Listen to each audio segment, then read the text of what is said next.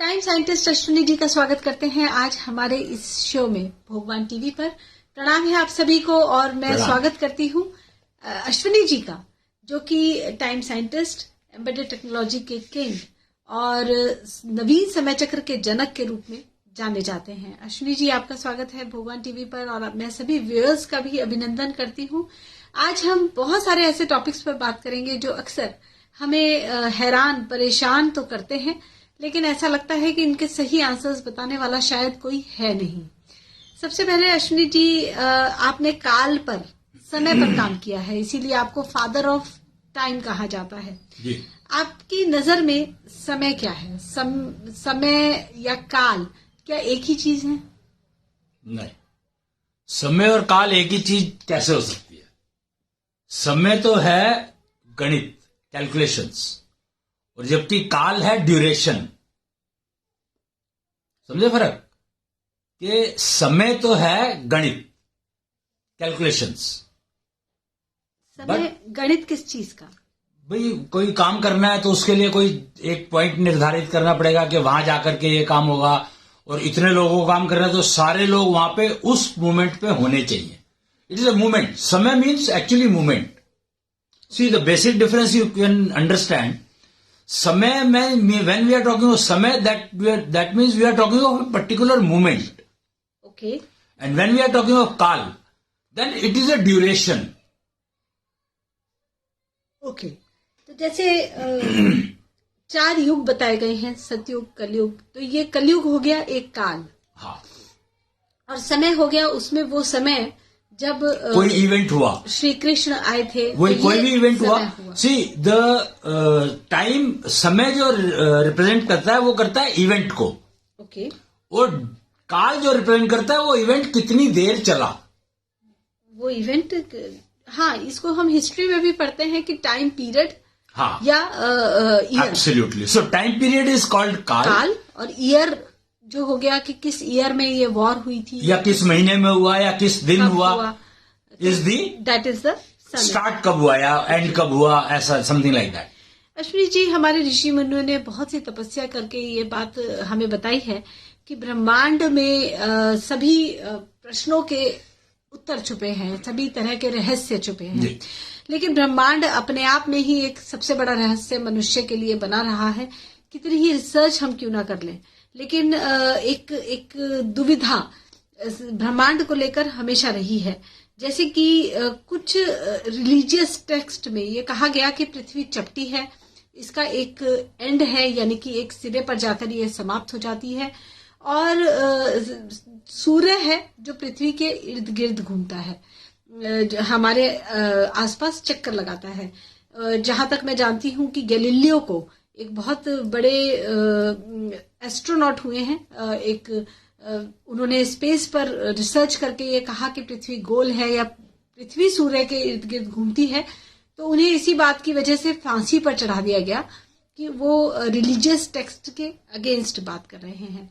तो आपको क्या लगता है कि पृथ्वी, आज हम जानते हैं कि पृथ्वी गोल है, हमारे पास इस तरह की फोटोग्राफ्स आ चुकी हैं, हमारे पास प्रूफ्स हैं, लेकिन ऐसा क्यों माना गया एक समय तक कि सूर्य ही पृथ्वी के इर्द गिर्द चक्कर लगाता है? एक बहुत बड़ा सेगमेंट इस बात यहाँ पर जो सबसे पहले आपको समझना होगा, क्या आप पृथ्वी को समझते हो कि पृथ्वी किसको कहते हो? आप इस प्लैनेट को, इस ग्रह को जिस पे हम रहते हैं।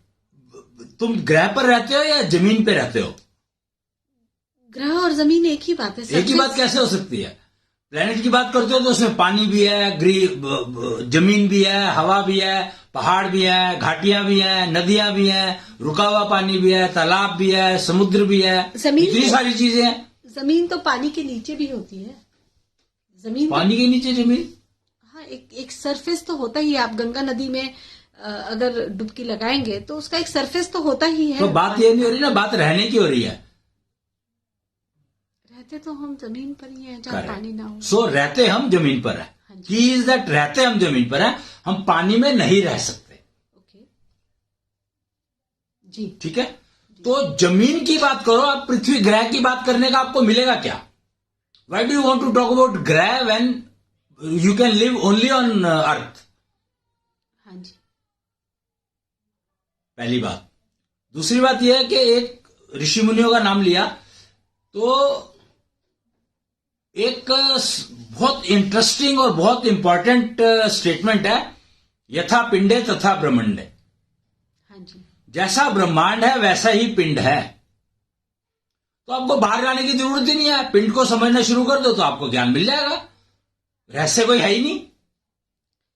ये अपने आप में एक बहुत बड़ा क्वेश्चन मार्क खड़ा करता है कि बहुत बड़ा सेगमेंट ये कैसे मानता रहा कि सूर्य ही पृथ्वी के इर्द गिर्द चक्कर लगाता है। क्योंकि आप जमीन पे खड़े होकर देखो, आपको क्या मूवमेंट दिखाई दे रही है। आप तो जमीन पर रह रहे हो ना। हाँ जी। तो जमीन पर रह रहे हो तो आपको कौन कौन सी चीजें मूव करती दिखाई दे रही है, आपको पता लग जाएगा। और जबकि फैक्ट ये है कि सन के अराउंड पृथ्वी घूमती है, सूर्य के अराउंड सभी प्लैनेट्स। अच्छा, मान लो पृथ्वी सूर्य के अराउंड घूमती है तुमने माना, या सूर्य पृथ्वी के अराउंड घूमता है तुमने माना। How does it matter? It matters in a lot of calculations. Which calculations? अब जैसे चंद्रयान को भेजा गया, चंद्रयान को भेजने की जरूरत ही नहीं थी ना। अगर आप समझेंगे कि यथा पिंडे तथा ब्रह्मंडे को अगर आप समझ लें तो आपको कहीं भेजने की जरूरत ही नहीं है। You can start studying your body. पिंड को समझना होगा, पिंड किसको कहते हैं। इंपॉर्टेंट पॉइंट ये है कि हम यही नहीं समझ पाए कि पिंड कहा किसको गया है। अगर आप ये समझ लें कि पिंड किसको कहा गया है तो आपको कहीं जाने की जरूरत नहीं है। हर चीज जो ब्रह्मांड में उपस्थित है उस पिंड में मिलेगी आपको। अब पिंड में हर चीज मिलेगी जी, इसका क्या मतलब हुआ? मतलब ये क्या वही है कि हम ध्यान में बैठ जाएं तो हम नहीं, जो जानना नहीं नहीं नहीं नहीं नहीं, मैं फिजिकल की बात कर रहा हूं। ब्रह्मांड में तुम जो खोज रहे हो फिजिकली तो खोज रहे हो। हाँ जी। तो मैं फिजिकल की बात कर रहा हूं। पिंड को समझोगे, पिंड किसको कहा गया है? शरीर को। कौन से शरीर को? जिस शरीर में हम, जो हमारा शरीर है, जो नहीं, हमारा घर है। नहीं, पिंड कहा गया है गर्भ के अंदर जो बच्चा होता है उसको पिंड कहा गया है, जिसका हमें जेंडर नहीं पता। क्योंकि ब्रह्मांड का जेंडर हमें पता है क्या? नहीं पता होता, ना जरूरत है पता करने की। जब तक वो पेट के अंदर है तब तक वो पिंड है, बच्चा। हाँ, तो उससे तो हम कुछ भी नहीं सीख सकते क्योंकि बच्चा है तो ही कांट। मैं कुछ और कह रहा हूं। मैं कुछ पिंड की बात समझो, यथा पिंडे तथा ब्रह्मंडे। हाँ जी। अब वो पिंड आया कैसे? गेम यहां पर जो शुरू होती है कि वो पिंड आया कैसे। बायोलॉजी को समझे तो मेल और फीमेल के कनेक्शन से आया। तो इसका मतलब पिंड हुआ मेल और फीमेल की body put together becomes a पिंड। नहीं नहीं नहीं नहीं, फैक्ट है ये, यही कह रहा हूं मैं। समझो कि body of A male and a female put together is becomes a पिंड। पिंड जिसको कहा गया, यथा पिंडे तथा ब्रह्मंडे की जब बात की गई है तो वो यही की गई है कि एक मेल और एक फीमेल जेंडर जब दो को स्टडी करोगे टुगेदर तो आपको ब्रह्मांड समझ में आएगा। टुगेदर स्टडी करोगे का क्या मतलब है? मेल को स्टडी किया गया है, फीमेल को स्टडी किया गया है। नहीं नहीं नहीं नहीं, पिंड को स्टडी करना। स्टडी तो पिंड को करना है। योग को स्टडी पिंड को करना है। तो पिंड के अंदर क्या होगा? या तो मेल होगा या फीमेल होगी। हाँ। बट पिंड क्या, जब तक वो गर्भ के अंदर है जब तक हमें नहीं पता क्या है। हाँ जी। तो इसलिए दोनों को स्टडी करना पड़ेगा हमें। तो दोनों को स्टडी जब करेंगे तो आपको पूरा ब्रह्मांड अपने आप दिखाई देगा। आपको कुछ सूर्य को देखने की जरूरत नहीं है, चंद्रमा को देखने की जरूरत नहीं है, चंद्रयान की जरूरत नहीं है, किसी चीज की जरूरत नहीं है। ऐसा कैसे होगा? अब हम चंद्रमा की सरफेस को स्टडी कर रहे हैं, सतह को। किस लिए स्टडी करोगे ये भी तो समझो। वहां कौन से मिनरल्स अवेलेबल है? उससे क्या करोगे? मिनरल्स की जो जरूरत है है कहां? Y do you need a mineral?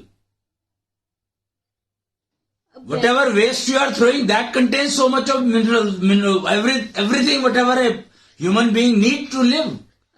अब ये तो कहने की बात है। अब बैटरी बनानी है तो लिथियम चाहिए। बैटरी चाहिए किस लिए? सूर्य इतना बड़ा ऑलरेडी, चंद्रमा सूर्य दोनों हमेशा अवेलेबल है, तो बैटरी चाहिए किस लिए? When you already have a source of energy available, why do you want to store? ये भी अपने आप में एक बहुत अजीब सा फैक्ट है कि चंद्रमा तो सूर्य पृथ्वी के चक्कर लगाता है और पृथ्वी सूर्य के चक्कर लगाती है। अब इसकी जरूरत, मैं तो ये कह रहा हूं कि इसके ये फैक्ट समझने की जरूरत कहाँ है। और अगर आप इसको समझते हो तो आप समझ लो कि विवाह होता है ना तो फेरे लगाए जाते हैं। हाँ जी। उसके कॉन्सेप्ट को समझो। सनातन संस्कृति, हिंदू संस्कृति के जो रिचुअल्स है उनको समझो आप, तो आपको बहुत कुछ समझ में आ जाएगा। विवाह के समय में फेरे लगाए जाते हैं, तो उस फेरे का टोटल फेरे को समझ लो अगर आप टेक्निकल एंगल से।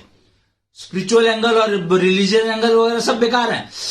हिंदुत्व जो है टोटल टेक्निकल बेस्ड है, एब्सोल्यूट टेक्निकल टेक्नोलॉजी बेस्ड है।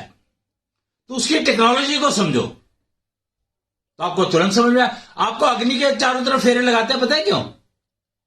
क्योंकि हम दोनों को बांध रहे हैं एक दूसरे के साथ। तो वेल्डिंग कैसे होती है? बिना अग्नि के वेल्डिंग हो सकती है क्या? नहीं। फिर तो इसलिए अग्नि तत्व से फेरे कराए जाते हैं।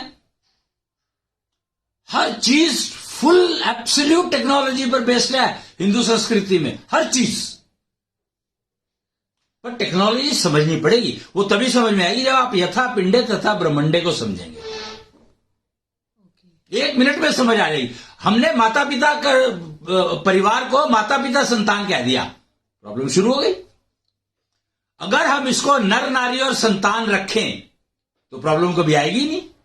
कोई भी परिवार, राम रचित परिवार अगर बनाना है आपको, तो आपको माता पिता संतान का कंसेप्ट हटाना पड़ेगा। राम रचित परिवार आप किसे कह रहे हैं? राम रचित परिवार में नर और नारी सबसे इंपॉर्टेंट फैक्टर माने जाते हैं। जो बच्चे आते हैं वो अपनी किस्मत अपने आप लेकर आते हैं, आप उनकी किस्मत बना नहीं सकते हो, आप बिगाड़ जरूर सकते हो। तो अगर आप माता पिता हो तो आप उनकी किस्मत का सत्यानाश करोगे ही करोगे, गारंटी है। अगर आप नर नारी हो तो आप उनको किसी भी हालत में खराब नहीं होने दोगे, गलत दिशा में जाने नहीं दोगे। क्या फर्क है? एक नारी ही माँ बनती है, एक पुरुष ही पिता बनता है। हाँ। तो हम नारी खुद को नारी माने या माता माने, या पुरुष ने अपने आप को पिता मानकर अपनी जिम्मेदारी को निभाया, इसमें गलत क्या है? बहुत, इसमें गलत तो कुछ होता ही नहीं है। प्रॉब्लम यह है कि जैसे ही हम माता बन जाती है, स्त्री माता बन जाती है, तो वो एक ट्रेनिंग मोड में चली जाती है और अपने आप को भूल जाती है। प्रॉब्लम है ना, अगर मैं बीमार हूं तो मैं दूसरे की हेल्प कैसे करूंगा? अगर नारी बीमार हो गई माता बन करके, तो वो माता किस काम की? वो जो बच्चों को क्या देखेगी? और पुरुष को पति, माता बनते ही पति तो गायब हो गया, पति खत्म, और पति के लिए पत्नी खत्म। तो तुम्हारा तो जो फाउंडेशन थी परिवार की, वो फाउंडेशन ही खत्म हो गई माता पिता बनते ही। तो फिर तो आप जिंदगी में करोगे कि आपने कमाया क्या? आपको कभी जीवन लक्ष्य समझ में आएगा नहीं कि आपके जीवन का उद्देश्य क्या है। आपका जीवन का उद्देश्य एकमात्र एक रह जाएगा कि बच्चे को ठीक से पाल दे। अरे जब तुम खुद बीमार हो तो बच्चा तो बीमार रहेगा ही, ठीक से कैसे पाल दोगे उसको भाई तुम? राम रचित परिवार में नर और नारी इंपॉर्टेंट है। तो नर अपनी जिम्मेदारी रखता है कि मैं बीमार नहीं होना चाहिए, मैं बोझ ना बनूं किसी के ऊपर। सिमिलरली नारी का मतलब यह है कि नारी इज कनेक्टेड विद शक्ति और माता इज कनेक्टेड विद मातृत्व। ये दो चीजों को समझना होगा आपको। मातृशक्ति नहीं हो सकती। माता बनते ही वो मातृत्व के रोल में चली जाती है। हाँ जी। नारी रहेगी तो वो शक्ति, क्राइम अगेंस्ट वुमेन खत्म हो ही नहीं सकता जब तक आप माता पिता और संतान के परिप्रेक्ष्य में परिवार बनाएंगे, तो खत्म ही नहीं हो सकता कभी भी। और आप नर नारी और संतान बना के राम रचित परिवार बना ले तो नारी के अगेंस्ट क्राइम हो नहीं सकता। अगर एक फीमेल अपने आप को नारी मानती है और अपने आप को मेंटेन करती है, अपने आप पे समय लगाती है और बच्चे पर ध्यान नहीं देती, तो हम नेचुरली, बच्चा तो पूरी तरह से माँ पर डिपेंडेंट है, तो उसको माँ तो बनना ही पड़ेगा। नहीं, नारी माँ नहीं बनना है ना, नारी बन करके भी तो पाल सकती है भाई। माँ बन के उससे क्या चेंज हो गया उसके अंदर? माँ बनते ही प्रॉब्लम ये है कि माँ बनते ही उसकी जो सारी सेंसेस हैं वो सारी की सारी कंसंट्रेट बच्चे पर हो जाती है। हाँ, वो बाकी घर के लोग, तुम जिसकी वजह से मां बनी हो उस आदमी को तुमने इग्नोर करना शुरू कर दिया। इमेजिन कि पार्वती ने जब शंकर को इग्नोर किया तो उसको हवन कुंड में कूद करके जान देनी पड़ी। पार्वती ने जब शंकर को इग्नोर किया तो उनके पुत्र को पिता के द्वारा उनकी वो हो गई। तो नारी अगर रहेगी तो वो पुरुष को, जो नर है उसके साथ जुड़ा हुआ, जिसकी वजह से वो मां बन रही है, उसको कभी इग्नोर नहीं करेगी। और वो नर जिसने जिम्मेदारी ली है और नारी को मां बनाया है, तो वो उसको कभी इग्नोर नहीं करेगा, कभी भी, नेवर एवर, क्योंकि वो उसका अंश उसके पास है।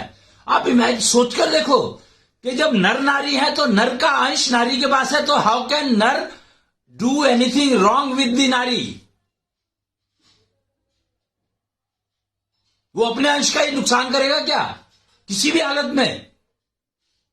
कोई इंसान आज तक देखा कि अपनी फैक्ट्री को आग लगा दे?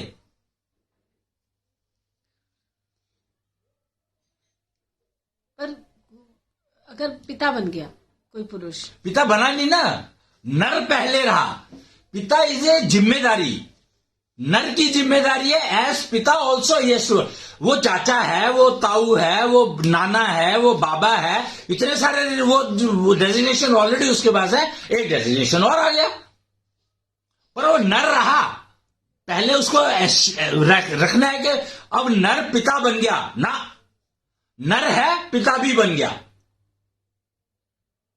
तो कोई परिवार कभी भी डिस्ट्रॉय हो नहीं सकता, परिवारों में क्लेश आ नहीं सकता। नर नारी और संतान के राम रचित परिवार अगर बनेगा तो उस परिवार में क्लेश कभी आ नहीं सकता। ये क्लेश आने का कारण ही है कि तुम नर नारी नहीं रहे और माता पिता बन गए, तो क्लेश आने लगे, क्राइम अगेंस्ट वुमेन होने लगा और दुनिया भर का सारा सिस्टम शुरू हो गया। अगर आप नर नारी रहते तो नारी के अगेंस्ट में कोई क्राइम कर नहीं सकता। 6 सेंसेस नारी इज बॉर्न विद, तो उसके अगेंस्ट कैसे कोई क्राइम कर सकता है? संभव ही नहीं है, कोई संभावना ही नहीं है।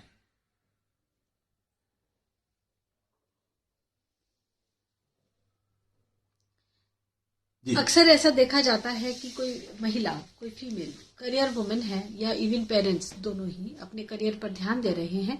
अब उनके पास संतान आई तो क्योंकि वो अपनी लाइफस्टाइल में किसी भी तरह का कोई चेंज नहीं करना चाहते, अपने आप को नर और नारी ही बनाए रखना चाहते हैं, तो इसकी वजह से हम देखते हैं कि उस बच्चे की जिम्मेदारी कोई नहीं ले रहा, या बच्चे क्रच में पल रहे हैं या नौकरों के भरोसे पल रहे हैं, जिसको हम वेस्टर्न कल्चर से आई हुई डिफॉर्मेशंस कहते हैं हमारी सोसाइटी में। इसका परिणाम यह है कि we have got the whole generation who is emotionally disturbed and confidence जिनका नहीं डेवलप हो पाया, उनके फैमिलीज में आपस में कोई अफेक्शन डेवलप नहीं हो पाया। तो ऐसे में भारतीय संस्कृति में एक रिवाज रहा है, एक परंपरा है कि आप जब माँ बने हैं, पिता बने हैं, तो आप सब कुछ छोड़कर उस जिम्मेदारी को निभाइए, क्योंकि बच्चा पूरी तरह से आप पर निर्भर है। तो यही तो रीजन रहा कि सारे पेरेंट्स बीमार पड़े हैं और ऑल फीमेल्स आर, मतलब 99% females are diseased today. 99% male are starving. Can you imagine that a society where male is starving and female is बीमार? तो वो सोसाइटी क्या बनेगी? और बच्चे को तुम दे क्या रहे हो? अगर तुम बीमार हो और तुम बीमार होकर के बच्चा पैदा कर रहे हो, तो बच्चा तो पहले से ही बीमार है, पहले ही तुमने बीमार किया। तो इसीलिए तो क्रच में डालने का जो सिस्टम शुरू क्यों हुआ? अब आप यही exactly this is the point कि ये शुरू ही कैसे हुआ? बच्चे बीमार पैदा होने क्यों शुरू हुए? क्योंकि पुरुष बीमार था, स्त्री बीमार थी, तो बीमार बच्चा हुआ। तो अब कहते हैं बीमार बच्चे का बोझ हम क्यों उठाएं? तुम बीमार बच्चा पैदा कर लो, पर बीमार बच्चे का बोझ नहीं उठाओगे क्या? उसको क्रच में डाल दो। क्यों? क्योंकि हमें पता है कि हम बीमार थे तो हमारा बच्चा कभी स्वस्थ हो ही नहीं सकता। समस्या यही है कि हमने जब तक हम नर नारी और राम रचित परिवार के कंसेप्ट को नहीं समझेंगे, जब तक हम नर नारी और संतान इस कॉन्सेप्ट को नहीं समझेंगे, लिव इन रिलेशनशिप को समझना होगा हिंदू संस्कृति के परिप्रेक्ष्य में, तो आपके पास गारंटीड है कि राम रचित परिवार बन जाएगा। और राम रचित परिवार होगा तो क्राइम, सोसाइटी सभ्य हो जाएगी, और एनफोर्समेंट जिसको कहते हैं कि नहीं तुम्हें ये नहीं करना है, तुम्हें ये कर। अरे जब तुम बीमार होते हो तो दवाई कोई भी लेते हो कि नहीं लेते हो, और दूसरों पर भरोसा करते हो कि नहीं करते हो, चाहे वो तुम्हें गलत दवाई दे ठीक दवाई दे, फिर भी तुम भरोसा, और जानते बूझते हुए भी कि हमें पता है कि ये दवाई के साइड इफेक्ट्स होंगे, हमारी मजबूरी बन जाती है कि हम उसको लें। तो इससे बेटर ये नहीं है कि हम राम रचित परिवार के कॉन्सेप्ट को पकड़ लें, तो बीमारी होगी नहीं। आपने कहा कि लिव इन रिलेशनशिप को समझना होगा हिंदुत्व के कॉन्टेक्स्ट में, जबकि राम रचित परिवार की आप बात कर रहे हैं। श्री राम जी ने विवाह किया था, लिव में नहीं थे, नहीं स्वयंवर था, विवाह नहीं था, वो स्वयंवर था। स्वयंवर और विवाह का फर्क समझो। स्वयंवर की प्रथा आज आप शुरू कर दो तो वो live in relationship is nothing but स्वयंवर प्रथा। ऐसा नहीं है कि राम जी और सीता जी कहीं पे मिले थे, कॉलेज में साथ पढ़ रहे थे और उनकी शादी हो गई, ऐसा ही था। जनक जी ने नहीं, ऐसा ही था, ऑर्गेनाइज किया था जी। नहीं, आप इसको फिर से आप रामायण देखें, इसका मतलब आपने रामायण ठीक से देखी नहीं है कि राम जी और सीता जी ने राम को बहुत पहले ही वरण कर लिया था उनका। लेकिन वो जब उनके फादर ने जनक जी ने एक प्रोग्राम ऑर्गेनाइज किया जिसको स्वयंवर कहते हैं, और वहां पे सबकी सम्मति से ये डिसाइड हुआ कि हाँ राम जी ही सीता जी के पति नहीं नहीं नहीं नहीं नहीं, ये अगर सीता जी कहती कि मुझे इनसे विवाह नहीं करना तो विवाह कभी नहीं हो सकता था। Absolutely yes. फिर तो स्वयंवर का मतलब समझो ना, आज भी स्वयंवर ही चल रहा है। प्रॉब्लम सिर्फ ये है, आज भी क्या लड़की अगर कह देती है मैं शादी नहीं करनी तो होती है क्या उसकी शादी? नहीं होगी। फिर तो स्वयंवर ही चल रहा है, पर दिशा भ्रम हो गई क्योंकि वो माता नहीं बनना चाहती। लड़कियों ने विवाह करने को मना क्यों किया? क्योंकि वो मां नहीं बनना चाहती, वो बोझ नहीं उठाना चाहती। बोझ क्यों नहीं उठाना चाहती? क्योंकि उसको पता है मैं बीमार हूं तो मैं बच्चा बीमार ही पैदा करूंगी, मैं वो काम नहीं करना चाहती। इनफैक्ट जो लड़कियां विवाह के लिए मना कर रही हैं, they are much better, they are earning less कर्मफल, वो अपने कर्मफल बेटर कमा रही हैं कंपेयर टू द वन जो विवाह करके बीमार बच्चे पैदा कर रही हैं। जो जी मैरिज और लिव इन में आपका नजर में क्या फर्क है? क्योंकि हम लोग हिंदू संस्कृति में मानते हैं कि दोनों परिवारों की सम्मति से जब एक प्रोसीजर को फॉलो किया जाता है तो विवाह संपन्न होता है। तो लिव इन में भी तो ये होता है। लिव इन में ना तो परिवारों की कोई इन्वॉल्वमेंट होती है, किसने कहा? ये किसने कहा? ये गलत है, ये गलत फहमी है। लिव इन रिलेशनशिप में भी परिवार इन्वॉल्व होते हैं, होना नहीं चाहते हैं अलग बात है, पर होते हैं। परिवार को तो इन्वॉल्व होंगे ही ना, तुम परिवार का हिस्सा तो हो ही, घर छोड़ करके भागोगे ही ना। तो फर्क क्या है लिव इन और मैरिज में? आप विवाह जो है उसमें आप बांध रहे हो, बंधन बांध रहे हो, और बंधन का मतलब है टूटेगा। और लिव इन में इंटीग्रेट कर रहे हो, तुम दो को इंटीग्रेट कर रहे हो। इंटीग्रेशन और बाइंडिंग के फर्क को समझो। जब तुम बाइंडिंग करते हो तो आपको अग्नि तत्व यूज करना पड़ता है, अग्नि के चारों तरफ वो लगाने पड़ते हैं फेरे। जबकि अगर आप इंटीग्रेशन में जाओगे तो आपको जल तत्व का उपयोग करना पड़ेगा। शीतल अग्नि और उष्ण अग्नि, गर्म अग्नि और शीतल अग्नि, इन दोनों को समझना पड़ेगा। यानी सूर्य की अग्नि और चंद्रमा की अग्नि। आप क्या सोचते हो कि शाम को रात को फेरे ज्यादातर शाम को या रात को क्यों लिए जाते हैं? तारों की छांव में। तारों की छांव में नहीं, चंद्रमा की प्रेजेंस में। Moon energy is present, blue breezo energy is present at that time. Importance of blue breezo energy for female. और वो अगर आप जल तत्व से करेंगे उनको फेरों को, तो वो दोनों में डैमेज होने, उस रिलेशन को डैमेज होने के चांसेस लगभग शून्य हो जाएंगे, लगभग। और अगर आप सूर्य की प्रेजेंस में करते हो तो वो वेल्ड होगा और वेल्डिंग के टूटने के चांसेस हमेशा रहेंगे। बांधना नहीं है, इंटीग्रेट करना है, यूनाइट नहीं, integration. Integrated family gives much better results compare to united family for the obvious reasons. जी, तो राम रचित परिवार इंटीग्रेटेड फैमिली की बात करता है, और जो अभी जो विवाह की विधियां चल रही हैं, जो भी कुछ चल रहा है, वो यूनाइटेड फैमिली की बात करता है। तो इन दोनों को समझ लो, राम रचित परिवार बनाना है तो इंटीग्रेटेड फैमिली होनी चाहिए। इंटीग्रेटेड फैमिली में नर नारी और संतान होता है, ना कि माता पिता और संतान। तो यही फर्क है मोटा मोटा। जी, तो बात हो रही थी ब्रह्मांड की, और आपने हमें बताया कि यथा पिंडे तथा ब्रह्मंडे होता है।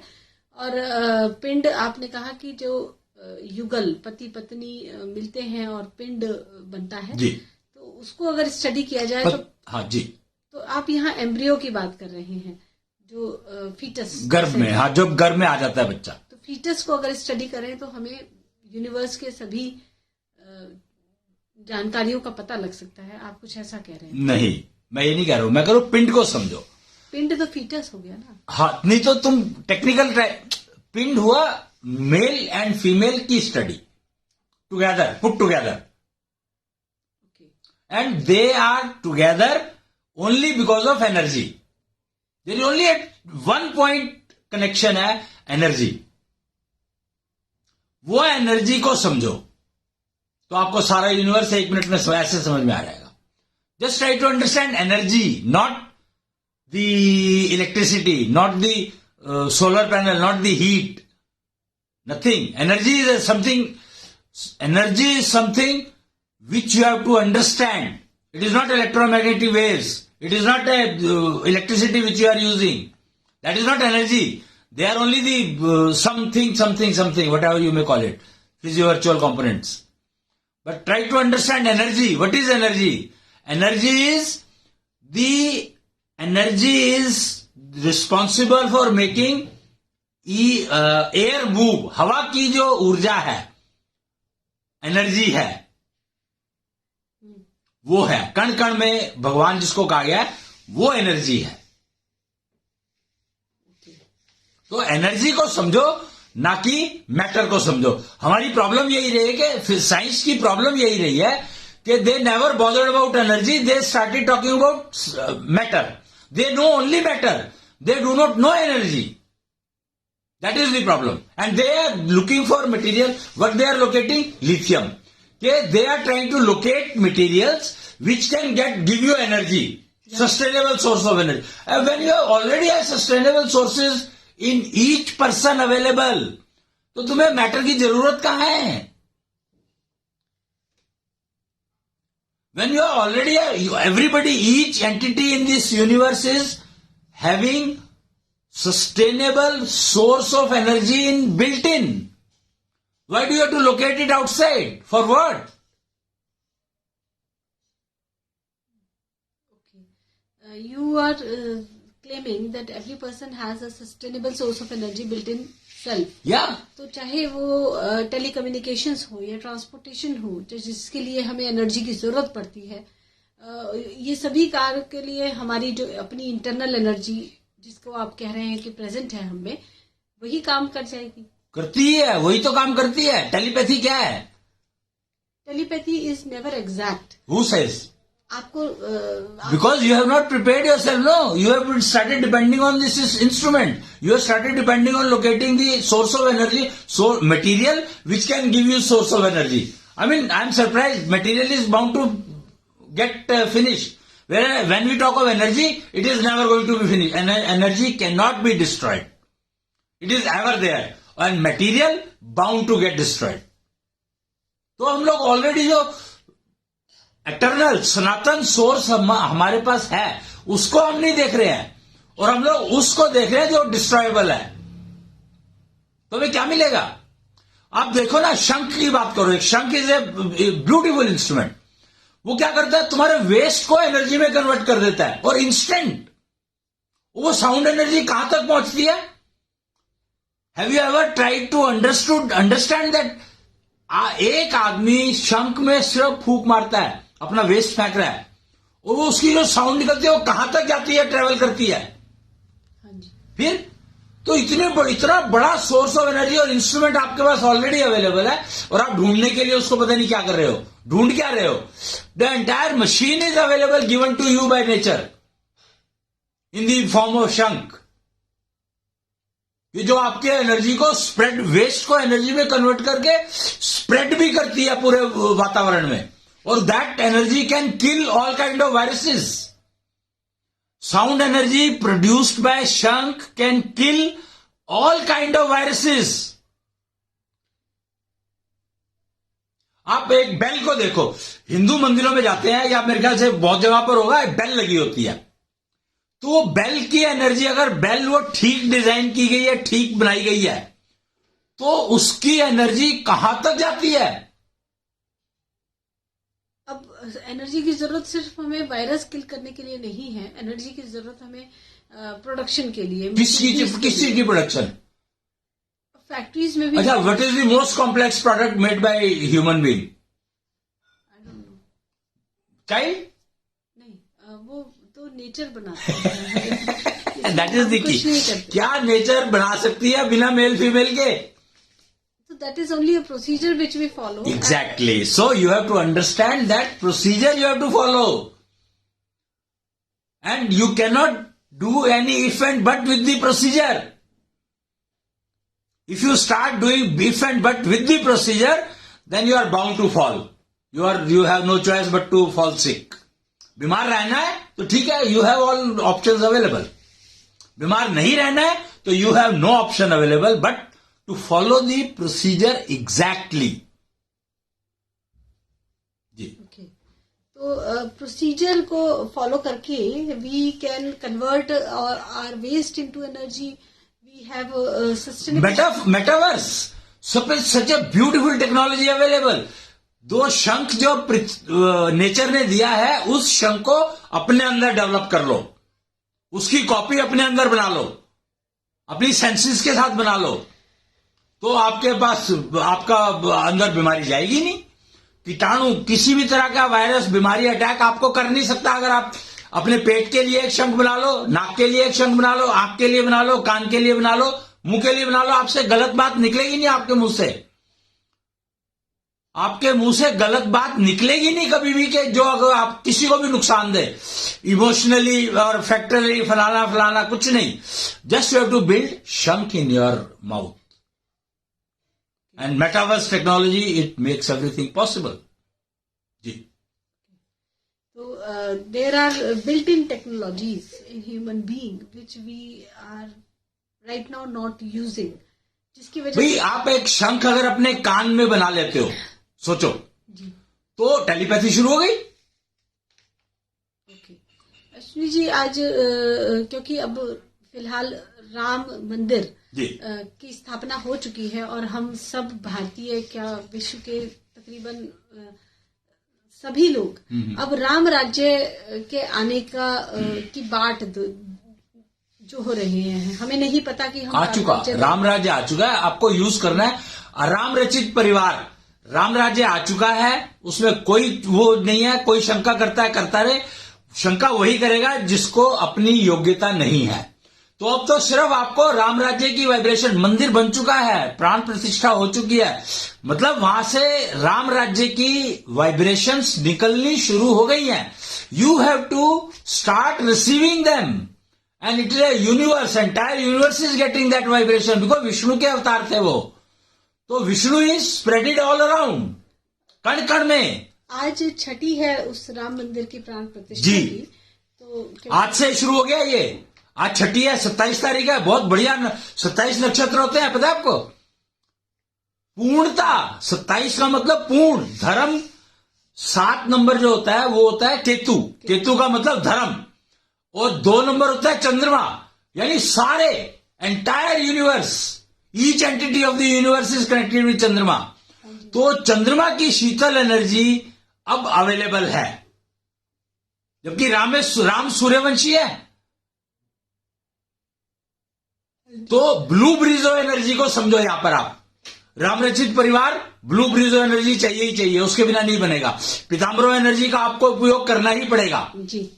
तो ब्लू ब्रिजो एनर्जी क्या है? जब सूर्य सिंक होता है, सूर्य जब अस्त होता है, उस समय में वो रिलीज करता है एनर्जी चंद्रमा के लिए। वो कहते हैं ना कि सूर्य से ऊर्जा लेता है चंद्रमा, तो वो एनर्जी का नाम है ब्लू ब्रिजो एनर्जी।